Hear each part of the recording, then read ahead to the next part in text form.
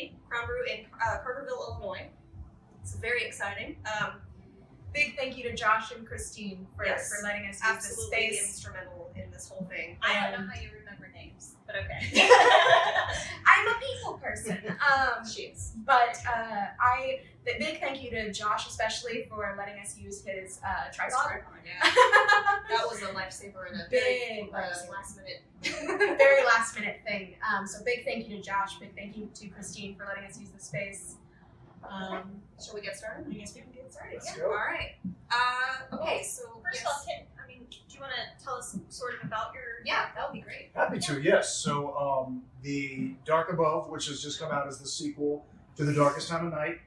The Darkest Time of Night tells the story of the disappearance of a U.S. Senator's grandson. And it forces his family to come to terms with what his grandmother did when she was a young woman in the late 1960s. And in that time period, she researched missing people. And she researched people that went missing for mysterious paranormal reasons, went on to have a very traditional life, married a gentleman that became a U.S. Senator. And so when her grandson goes missing, she begins to realize that there are parallels between his disappearance and the missing person cases she did when she was a younger woman. And so that book tells the story of her journey to her past, of returning to her research and learning just how far the government will go to shut her down as she searches for her grandson. So the sequel, The Dark Above, takes place 15 years later. And it really deals with how this family has become fractured, but also kind of held together to some degree after the events of The Darkest Time of Night. And then how they all must come together once again when a new threat emerges, when there becomes global catastrophes across the globe, obviously, and other missing persons cases begin to align with what they've experienced. And so that kind of sets up where the novel begins. Definitely. That's I personally started, I'm reading you first. Great. She gave it to her She late. gave it to me. But I've been reading it, and I'm not gonna lie to you, at first I was like, this is a local author. I need to be prepared for whatever he's gonna throw at me. I was like, I'll be prepared. I'm gonna see what's gonna go on. Okay. And so I started reading it, and I was reading it, and I was like, oh, This is legitimately because for anyone who knows me, I'm a book nerd. Okay. I'm a huge book nerd. You're part of my we tribe. all are. Yeah. And so I was reading it, and I was like, I wasn't expecting it. No offense. I wasn't expecting it to be as much of a page turner Oh, as that- it truly was. That is no offense. That's the greatest compliment a writer could get. Because it was truly a page turner. And I was just sitting there, and I was like, okay, I'll take this. All right. I've actually read it multiple times, and I don't do that. Thank It's you. that good. Yeah. And I want to thank the three of you for having me on. Yeah, This is definitely. really great. We're thrilled that you're here. Of course, I mean, absolutely. this My is. hands are. Hey, She's been a wreck all day. Well, You have to. yeah. Yeah, you have to. Hey, no, this is, all a writer wants to do is talk to his fellow readers, and the fact that you guys are kind enough to have me on is great. So Oh, thank you. absolutely. Yeah. I And also thank you for wanted saying to that. shout out to my boss at Barnes & Noble, Dan Jones, Yes. for suggesting that I ask you this, Thanks, because it Dan. never would have crossed my mind. And he was like, he's a nice guy. I bet he'd be okay with Happy that. to do it. Yes. And you responded within like 5 minutes of my asking, too. Absolutely. So that's pretty great. You guys are in my hometown, one of my favorite bookstores in the world, and so this is a no-brainer. Happy to be here. Definitely. Yeah. So I think we have a few questions for We have you. a few.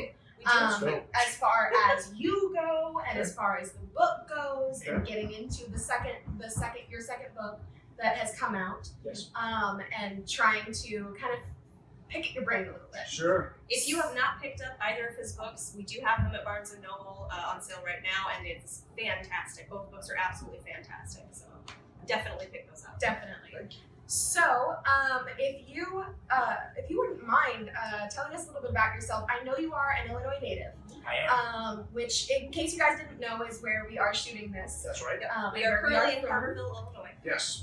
So you are a Southern Illinois native. I am. I was actually born in the central part of Illinois, but I moved here when I was 11. So I grew up on the street outside. Sure. You know, I mean, this was my home. It is my hometown. My mother lives here. My in-laws live here. My aunts, uncles, cousins, everybody is around this town in Southern Illinois. So went to SIU. Yeah. When I got my master's degree at the University of Illinois, I worked as a reporter here before my wife and I moved south, and we've been in the South since then. But this is home. Definitely. My daughters have been up visiting their grandparents this past week, and so this is very much home. Fun for them. Yeah, it's fun. It's great. Definitely. Yeah. What made you decide to pick Nashville to make home? So I got a job there. So Okay. I work as an investigative journalist in television, and so I, you move around for this job. Right. And Nashville at this TV station had a pretty legendary investigative unit. So I was able to come to the TV station, work my way onto the investigative unit. 16 years later, we're rocking and rolling. So Very impressive. yeah, so Nashville is, this is home, but Nashville very much feels like another home to us because we've been there for so long. Nashville is kind of that kind of city where you just instantly feel like home when You you're do. there. Yeah. It's a great town. It's exploding in popularity, and it's a great creative town. So Very I think good people music don't. scene. Beautiful, wonderful music scene beyond country music. Even if you don't like country music, I mean Jack White is there. I mean everybody that is. Yeah, right, exactly, right. I saw him at the mall once. You want to hear a great Did you Jack White really? story? Yeah. Do you guys know who Jack White is? I don't. Okay, all right. Oh, That's right. Yeah, you That's right. Okay. Yeah. So Nashville, and that's a bit in this tangent, but if anybody's listening, they'll love this. Yeah. So Nashville has this beautiful mall in the middle of Green Hills, which is this pristine kind of area. The mall is all white and it's glistening and everything like that. And there's Jack White. He's sitting in the mall and he's fuming. You can tell he's waiting on his then wife to get done shopping. All black. Black hair, So real pale mean. skin. So just, mean. just sitting there, like, why the hell am I in the Green Hills Mall in Nashville, Tennessee? And we're like, oh my gosh, it's Jack White, and he's just like sitting there, and he's so mad. He's at home. But anyway, so like Jack White is one of the great talents of that city, Oh, yeah. and he's really, and so there's so much great music being there, and that's what I personally, as a writer, love about Nashville is it's this really creative hub. It's got all these great songwriters, it's got all these great novelists. So to be part of that community has been great. And I think people don't realize just how creative Southern Illinois is. Oh, definitely. Yeah, pretty decent scene. Yeah. It's a strong artistic community with the university and Carbondale and McCanda and all the great talent that is here. So it's cool to have been born in Central Illinois, but raised in this community and then living in a creative town. It's pretty cool. Yeah, I don't think I've been here long enough to see that Yeah, yet. she's but, a new transplant. She Okay. came here for school at But SIU. I'm excited to learn. So, but being at SIU and being an SIU graduate, and I love the university so much. It is such a creative space. It's all my friends in college were all different types of, they were in fraternities, or they were theater geeks, or they were band guys, or they were writer kids, or whatever. And that's what that university means to me, is exposed me to so many different types of people that really opened up kind of the world to me. One of my best friends from SIU lives in Singapore. And so it was my first real friendship with an Indian, someone that is, and so anyway, I'm not talented. Getting back to the creative world, SIU is a great spot because of the creative world that's there. Definitely. I did want to ask, I had a question on my list Sure. here. Do you have any advice for the current SIU students as a graduate? Absolutely. So if we're talking specifically though about writing, is that what you'd like to know, you think? Or Whatever you want to give me. So take as much advantage. SIU is a slice of the world, right? I mean, it is a huge international population, strong African American population, a bunch of rural kids like me that came from, kind of a country setting. Everybody's there together. Don't stick in your lane, right? Get out, look and, meet people from different, ethnicities. It's such a great experience to be around all of these people that are all at this one spot. And that's one of the great things about SIU. So that's one thing that I would say is get out of your lane, get to know your fellow students. That'll be a huge thing.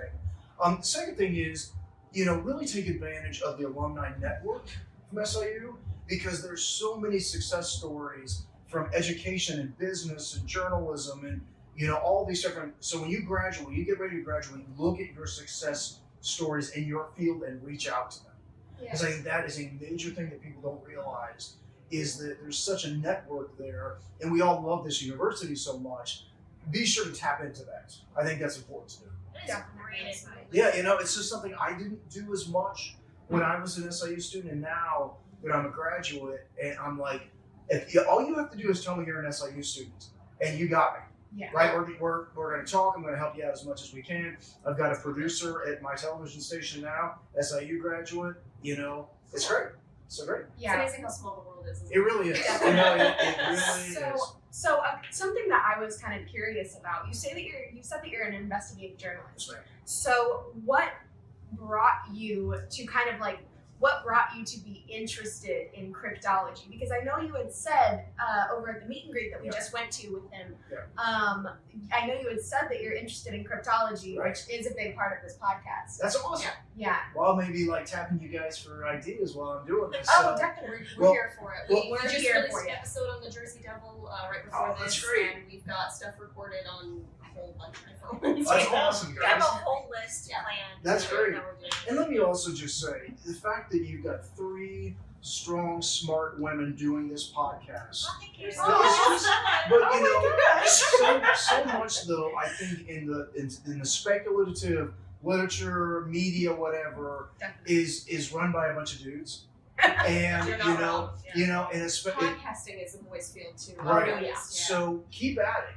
Do this. We need to hear the voice of women in this world, and your interest in it is great. So keep at it. It's a great Well, thing. and when we were talking about actually doing the podcast and actually getting together and just talking about what we do anyway, Mhm. Right. because we talk about It's these more weird. for funsies than Yeah, sure, right?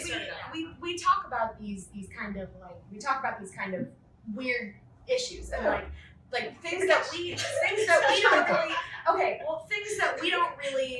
that we don't really think line up. We're like, hey, this doesn't add up. Yeah. Why doesn't this add up? Right. And so we get together and we talk about it, and we were like, why don't we record it one day? Yeah. And It's so great. be It's productive great. with our I'm actually a little surprised that your name does not reflect your gender. The name of this podcast. Just because women's voices are essential in this field. Definitely. And so, think about it. I don't know. I just think it's great. I do a lot of interviews with, I was just on Coast to Coast. You guys know Coast to Coast? Yeah. Okay. That's our holy grail, right? It's the best, show ever. And it's hosted by George Norrie, and before that was Mark Bell, and but they have a producer that's a woman. And so I think, it's great. So tangent over. Great, that's great. Your question was about cryptozoology. So as a journalist, I live in a fact-based world, right? And I do very, obviously, I would say high-level journalism in the sense that, we can spend weeks on a certain story, we can spend years on a certain story, so my whole world is proof. And I know that I can get sued in a heartbeat if I don't have something right. So that's a very important part of my journalism, right? My fiction is different in the sense that obviously I'm writing about speculative natures, I'm writing thrillers, that kind of thing. I have a little bit more freedom. But I want it rooted in truth, and I want it rooted in reality. So my stories will always be set in the real world that is then comes to clash with the speculative world. Oh, I love that. Right? Yeah. Which is my favorite thing ever, right? If you're a fan of Stranger Things, which we all are, right? Oh yeah. Okay? All right? Can't wait So- till I can watch the 3rd season. Oh, so good. I just finished it. And I No just, spoiler. oh, I'm sorry. We just finished it 2 nights ago, and it's just, well, to have, so, the reviews for the second book came out, and they keep comparing it to Stranger Things. And I just want to cry every time. Well, because honestly, Yeah, right? that's when I first started reading it, and I really started reading the kind of like when she was a kid, and Yes. when she would be with her dad and everything, Yes. and I was like, that's very Stranger Things. It's very Stranger Things. That's right? very Stranger Things, and Yes, I love right? it. And I wrote that book, of course, before Stranger Things came out. Yeah, and I And mean, not so- to compare you in any way. 'cause- Compare me to Stranger Things all day long. all they know is Well, as much as it is very unique, your book is. It is very unique in the sense that it goes outside of just cryptozoology and like aliens and all of that kind of stuff. Right. It goes far outside that. It deals with politics. It Mhm. deals with family. It Mhm. deals with all of those kinds of touchy subjects. Yeah, right. It is, but I think that's what we all can identify with, right? Absolutely. It's truly a story about family. Definitely. And that's what even the second book is about. And that's what Stranger Things is about. Yeah. Stranger Things is about a mother's search for her son and all his friends. And so his family that he chose, and especially in The Dark Above, the book that's out now, is very much about people that have kind of formed this family as they go through this intense, journey. But I'll tell you, so we were talking about the journalism aspect of it, and I was talking about my fiction investigations into UFOs and abductions. I spent a huge amount of time doing that. Well, now I'm doing this with cryptozoology. Definitely. And I am down the rabbit hole, friends. Yeah. I am down there, and it is fascinating. It's interesting. It is fascinating that there are people that firmly believe that there are species of animals. Huge amount of time doing that. Well, now I'm doing this with cryptozoology. Definitely. And I am down the rabbit hole, friends. Yeah. I am down there, and it is fascinating. It's interesting. It is fascinating that there are people that firmly believe that there are species of animals out there that no one knows about and has not been able to be seen. I'm one of those people. See, there you go. I am too. So there you go. So I'm not as much. okay. So, but that's But- great. But have you found any that once you got into the research that you're like, you know what, I'm kind of on board with this? So what I said this before about people like, well, do you believe people that really believe in UFOs? And I said, yeah, I do. Yeah. I believe them Yeah. because there's nothing to gain by coming out and saying I saw something. Absolutely. Because I you know believe in everyone's something. gonna think you're crazy. Right, they're gonna think you're crazy. There's scrutiny. You're not making any money off it. You're not getting. All you're doing is facing scrutiny. Definitely. And so I say, yeah, I believe these people. And now I am a huge skeptic, so I would love to be able to say, oh, right over there is the Loch Ness Monster, and I can see it, I can touch it, and therefore I know it's real. But Yeah. that's not going to happen. But what I'm fascinated about, as the son of a veterinarian, I was raised my whole life to love animals, right? Oh, that's really So to interesting. love animals and to take care of animals and to treasure animals. And so I've always had this conflicted feeling about hunting because I obviously understand that there's a lot of hunting that's done to feed people and clothe people and all the things that need to be done. But the art of hunting and the sport of hunting, I have this conflict with. Yeah. So when I was thinking about what I wanted my next book to be, I'm really drawn to this concept of people that hunt endangered animals because I think, A, what's wrong with you? Yeah, that's Yes.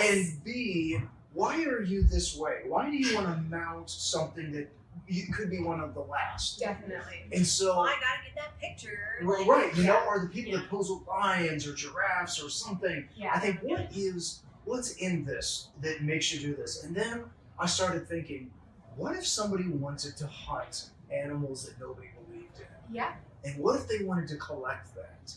And what if that led us onto something as a society that no one knew about?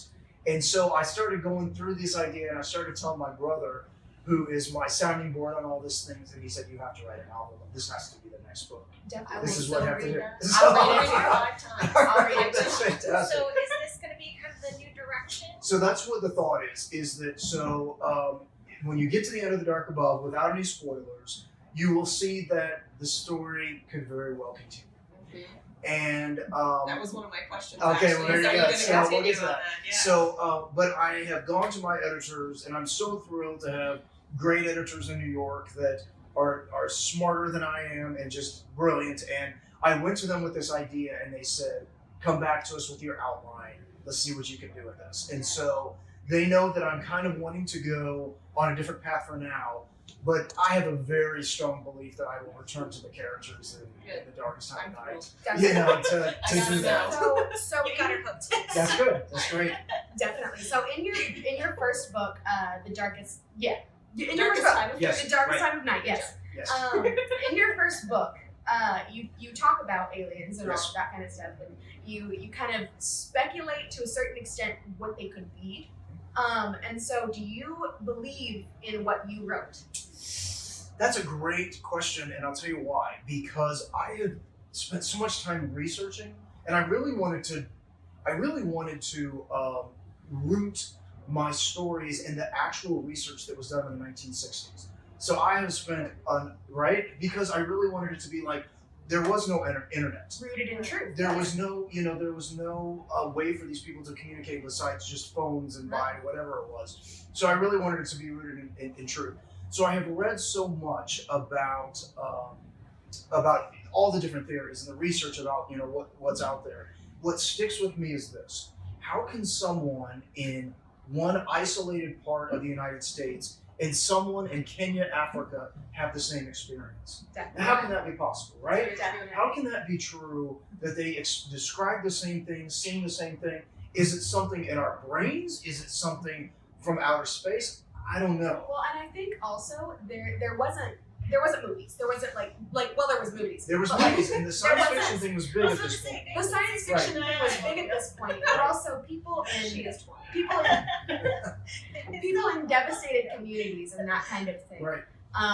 They don't have those movies. They don't have. That's what I was trying to get at. Right. And you make a good point. And they don't have those resources to Right. be able to see and be inspired by media in that way. That's right. To say, oh, this is what I think this looks like based on all these other people. Of course, you're absolutely right, and especially again, we'll go back to this: the scrutiny they faced. Right. What does a farmer gain by coming forward and saying something happened to me? Probably a loss of friends. Right, a loss of friends. Credibility, Criticism, credibility, and so that was something that I very much wanted to get into, and I very much get into in The Dark Above, because the events and what happened in The Darkest Time of Night really opened up this family to scrutiny like they have never encountered before, even in politics. Early. Right? What is she going to do? And so what I wanted to explore in the sequel is the ramifications of that exposure. Definitely. And what this does to this family.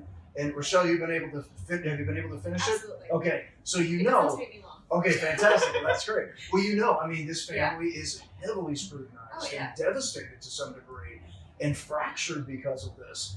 And so I think that's something I'm very interested in. But you raised, your question was really good, is what do I personally believe? Yeah.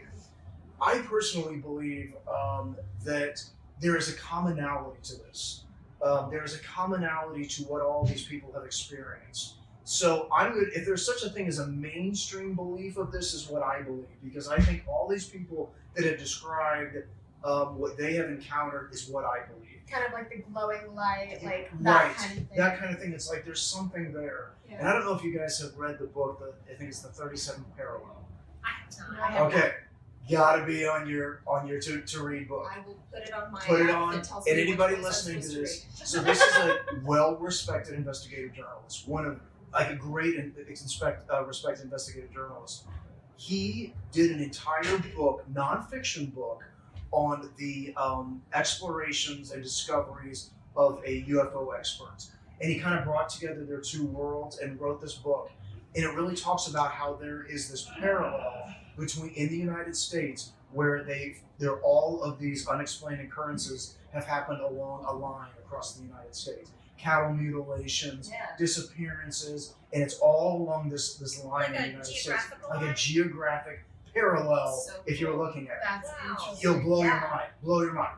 Totally That's awesome. mind-blowing. Well, we are 37th parallel. We Is that are. 37th? Write that down we right are now. also going to be doing, including this interview in a series that we're going to be doing Alien series. about Okay, aliens. great. Oh, we Awesome. should check out that book. So we're You definitely do. going to be You checking gotta out check that this book. out because it I'm was, writing it down right now. I'll Right. find it at Barnes and Noble. I'll Right. order it immediately. and it is Thank a you for the great. suggestion. You're welcome. Thank you. And Always looking for new books. yeah, right. And so, if I may talk about the origin of where this book came from. That So you guys was can see? actually my first question was Well. that you stated in The Darkest Time of Night acknowledgments that your mother-in-law gave you the idea for the book inadvertently. Yes. I'm curious to know about that. So this is such a great story. So my mother-in-law is this wonderful, sweet, unassuming woman who lives here in Carterville, raised 5 children, is married to my father-in-law who was a judge, and a politician in his own right because of being a judge. So this is largely So inspired. this is largely inspired, right? Especially the family awesome. aspect of this. Yeah. So I've been married to their daughter for 19 years this year, and have. Congratulations. Thank you very much. Congratulations. So I feel like I know this family very well. And about 5 or 6 years ago, I'm talking to my mother-in-law in the kitchen, and we were talking about, as my father-in-law was in law school, she had to work to support to make money. And so I was asking him, like, what? I guess I don't know, Linda, what you did. What do you do when you're that young, trying to make ends meet? And she's like, I had this really fascinating experience where I was a secretary at an astronomy department at the university, at Northwestern University. So cool. And she's like, so I worked for these professors that were in astronomy. I'm like, oh, that's fascinating. And she's like, one of them was a UFO researcher. And I would take messages from him from all over the world, from people that would say about abductions. And these people were afraid. They were scared. And they, had all these really crazy stories. And she's like, and then he went on to become one of the foremost experts on ufology in the world. That's amazing. So I remember just being like, this is amazing that she had this experience. And then like we did the dishes and off she went. And I went to bed. I went to bed that night, and I remember laying there thinking, oh my God, this is an incredible story. This is an incredible story. But I purposely did not ask her much beyond that, because I didn't want there to be a connection between my book of fiction and her actual experience. Definitely. So when I got the book deal, I called her and I said, hey, she and my father-in-law, and I said, hey, good news is I got a book deal, and this is great, And I said, you don't know is it's kind of based on your experience working for this professor. And she laughed, and it was How did great. you feel about that? Well, so this is what's interesting. So she was fine, right? Because I'm like, it's a complete work of fiction. I know almost nothing about your time beyond that singular conversation in the kitchen. But I totally based it on that. Definitely, because you didn't want it to be autobiographical. Absolutely. And as you know, if you've read the book, secrets are revealed. And those secrets do not reflect my mother-in-law's experience. We hope not. Yeah, that's right. You hope not, right? So after the first book came out, people started asking me, well, who was the professor that you worked for? And I said, I don't know. I never asked her because I didn't want there to be a connection. So about 7 to 8 months ago, she said, you want to know who the professor was? I said, yeah, who was he? And she said, okay, because you should know, because they're about to do an entire documentary series on the History Channel about him. His name is J. Allen Hynek. He is I've heard of him. right. He is the definitive voice on UFOs anywhere. That's so cool. Okay, That's interesting. so he went on. He was hired by the military to disprove UFOs. So, and that's what the History Channel documentary was about. Was about how he was hired. Never mind, I've heard of this Project guy. Blue Book. Yeah, Yes, that's him. yeah. It's him. He is the one that not coined the phrase. He developed the phrases of Close Encounters of the Third Kind, Yeah. the second kind, the first kind. That's him. He was an extra and a consultant in the movie. He's actually in the movie. Yeah. So all along, I based this character off this professor who I didn't realize was this phenomenon in UFOlogy. It's a big deal. Huge deal. He's a He huge is. deal. He's Because the thing is that the reason that he's so big and like people who believe in aliens and stuff like that is because he was hired to disprove them. He was a skeptic. Yeah. Like he was Yes. hired to disprove them. And Right. so when people talk about him, it's like, well, this guy was a skeptic. And That's like, right. yeah. Right. And that's what I tell people all the time when I was doing a book signing in Nashville. I gave a little talk and people were asking me about the skeptic part of this. And I said, that's what I love about him and all of us that are in this world. We're all kind of skeptics. Yeah. We don't just wake up and say, oh, I want to believe in this today, so therefore off we go. We're all kind of skeptics. We're all questioning. Some people just accept the world as it is, and then there are the rest of us. Yeah. That are there are like, people there who are might be like, more. There are the people who are like, this doesn't add up. That's right. I was always raised to question everything. Right, and it's kind of, that's kind of where I came from too. And my aunt just made a brilliant comment. She was over at the reception that we had here in town, and she said, if anybody thinks that we're this little speck of the universe, that we're it, that's the most arrogant belief you possibly can have. I've literally said Statistically, that it same can't be thing. possible. Right? It can't be. You think, wait a second, that's the whole thing, is that we're it, and so anyway, I thought that was a brilliant. She's a long teacher, a longtime teacher, and she's like, it's an arrogant belief, and so I think that's a pretty great thing. I completely agree with Yeah. you. So does your mother-in-law, does she believe? Can I ask that? Yeah, really, I Too guess personal. a question for her. I'll tell you what I think she would say. She talked to so many of these people that she knew something was happening. Yeah. Whether or not she believed this, she actually also has a very good friend of hers from high school who absolutely 100% believes that she witnessed a UFO. And she is part of a group in Florida where they talk about this. And so I think having a very normal life, she has been exposed to something that most people haven't been. She was exposed to the researchers. She was exposed to a good friend of hers that believes this. So She was exposed to the nitty-gritty. that's right. She was right. Actually trying to The nitty-gritty. And when you get into the nitty-gritty of this is when, again, you think you open yourself up to this kind of scrutiny if you didn't firmly believe that you saw something. Right, Right, and experienced something. what's so kind of real about this sort of thing is that anybody could just, you're driving around one day and then you see something in the sky, and then what do you do? Who do you tell? Right. You And know? how do you document it? Yeah, You don't. right. There isn't, and that's the thing I think, especially in the 1960s. Photography was not what it is today. There was no video that we know as today. There was no internet to create things. You can say what you will about the Loch Ness Monster picture, the famous picture of that. Was that staged or not? Who knows? She's a believer. I'm a believer. Well, Yeah. I think that she was a plesiosaur. She did exist in the past, and she's since passed on. It doesn't exist now. Yeah. But that's right. Well, because kind of Well, I mean, you're not alone in that belief. No, I know. Right? cohesively getting back to what really gets people going on this topic of aliens is just that now like you were saying, there's so much technology on how you can doctor a photo. Mm-hmm. You can easily make it look like there is this light that's there, and it's kind of the same thing with ghosts. Right. Of course. Like you can easily doctor a photo to make it look like something. Right, but And if so you actually get proof, how are you going to prove No, that exactly. it's really Exactly. Because there can easily be people that I can think say, well, that's the out challenge there. of Right, things right. like cryptids, though, is that, and aliens, I'm going to group them in cryptids because it's a creature that may or may not exist. Definitely. I think that's the interesting thing about it is that there is no way to prove it, and that's what's fun about it. Right. Because if you did, that kind of you lose the wonder. And I there's know, also right, there's right, also a right. discussion about it. Like Sure. there's something to be said about people that can get down into the research and get down into the nitty gritty Right. and really sift through that themselves. I envy those people that And can actually form- get in there and do that because I do not have the patience for that. But Yeah, form no, their own it's opinions. painstaking. walking But around form their Bigfoot opinions hunting? as well. Right, right. Right. But I mean, form their own opinions as well. Right, Formulate, take that information that they've just gathered themselves yes. and formulate their own opinion on it. Right.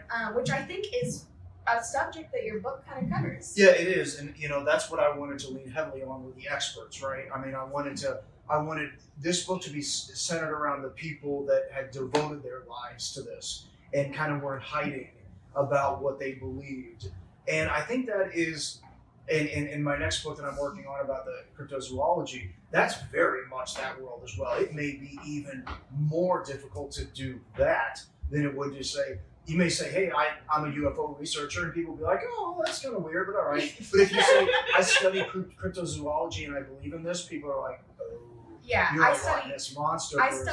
studied creatures that don't exist. Don't exist, Yeah. that I think exist. Yeah, because Right? because the kind of I said the a lot just You now. did. Hey, it's how we have our conversations. It's, Yeah. you know what I mean? It's authentic. It's fun. the kind of like stigma, I guess, is the word that I'm going to use. It's the right word.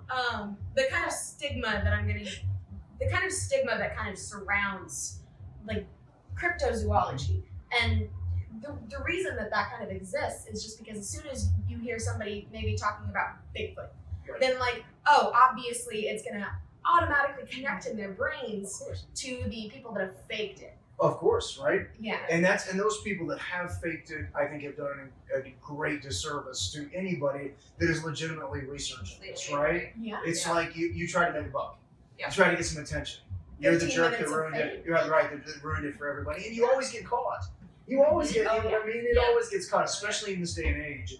Don't fake something now because you're gonna get Well, because the episode that we did on the Jersey Devil, there was there were two men that basically They kidnapped a faked it, kangaroo and they taped wings to its back. And like did something with its feet to like make like hoof prints. Or something. Yeah, so Right. they basically like mutilated its feet. Yeah, it's horrible. Yeah. You know, I mean, And They so, admitted, so one of them admitted like 20 years after the fact that it was a hoax. yeah, like, by the way, we faked this. right. Yeah. You know, and it does. Those kind of things aggravate me, and I think they aggravate anybody that is interested in getting to the nitty gritty of this. Like, don't waste our time. Definitely. You know, I want to know, and you know, let's be honest about this. You know, I'm writing I know we've got some people.